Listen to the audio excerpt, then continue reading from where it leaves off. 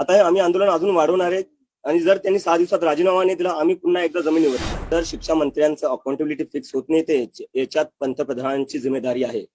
जर ते रशिया आणि युक्रेनचं युद्ध थांबू शकतात तर पेपर लीक थांबू नाही शकत. ते पूर्ण जंतर मंतर भरलेलं होतं.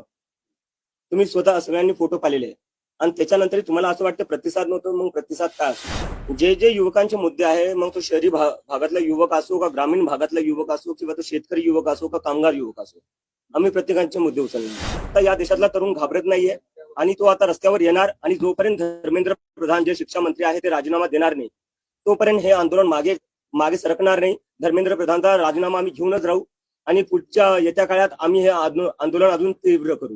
धन्यवाद.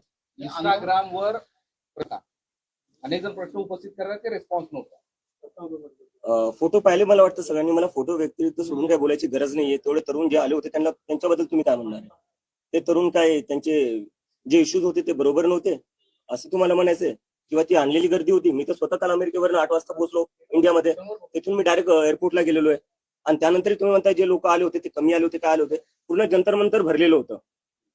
तुम्ही स्वतः सगळ्यांनी फोटो पाहिलेले आहे आणि त्याच्यानंतर तुम्हाला असं वाटतं प्रतिसाद नव्हतं. मग प्रतिसाद काय असतो? जेवढी जागा होती त्याच्यापेक्षा जास्त लोक भरलेली होती तिथे.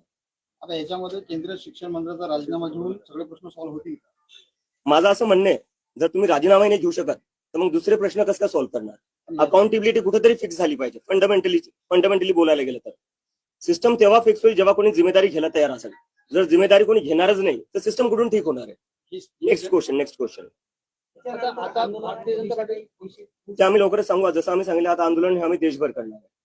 पण आता 6 दिवसाचा अल्टिमेटम आहे. 7 दिवसाचा काय अल्टिमेटम नंतर काय भूमिका असणार हा या सगळ्याकडे सगळ्यांचं लक्ष आहे.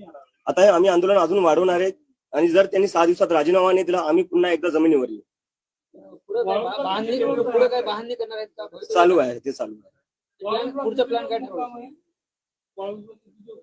आता सध्या तरी मी घरी आलेलो आहे. 1-2 दिवस थांबेल मी. आता याच्यानंतर बघू. आता पुढचा निर्णय घेऊ. आज पहिलाच दिवस आहे माझा घरी. आपण पंतप्रधान मोदींवर काहीच बोलत नाही. राजीनामा त्यांनी घेतला पाहिजे हे आम्ही आधीपासून म्हणतोय. जर शिक्षा मंत्र्यांचं अकाउंटेबिलिटी फिक्स होत नाही ते याच्यात पंतप्रधानांची जिम्मेदारी आहे. जर ते रशिया आणि युक्रेनचं युद्ध थांबू शकतात तर पेपर लीक थांबू नाही शकत. ते ज्यावेळेस सुप्रीम कोर्टामध्ये झुरळ हा शब्द उच्चारला होता, झुरळ शब्द उच्चारल्यानंतर ही सगळी ऍक्टिव्हिटी सुरू झाली. देशभरातले सगळे तरुण झुरळ म्हणून स्वतःला संबोधून तुला रिस्पॉन्स दिला होता, पाठिंबा दिला होता. पण त्यानंतर हा विषय हातात घेतला. हा केवळ एकच विषय असणार आहे का या सगळ्या पुढच्या काळामध्ये जे काही सरकार विरोधी विषय असतील किंवा आणखी काही मुद्दे असतील ते हाती घेणार आहेत? काय अजेंडा असणार आहे अशी एक उत्सुकता सगळ्यांना. जे जे युवकांचे मुद्दे आहे मग तो शहरी भागातला युवक असो का ग्रामीण भागातला युवक असो किंवा तो शेतकरी युवक असो का कामगार युवक असो आम्ही प्रत्येकांचे मुद्दे उचलणार आहे.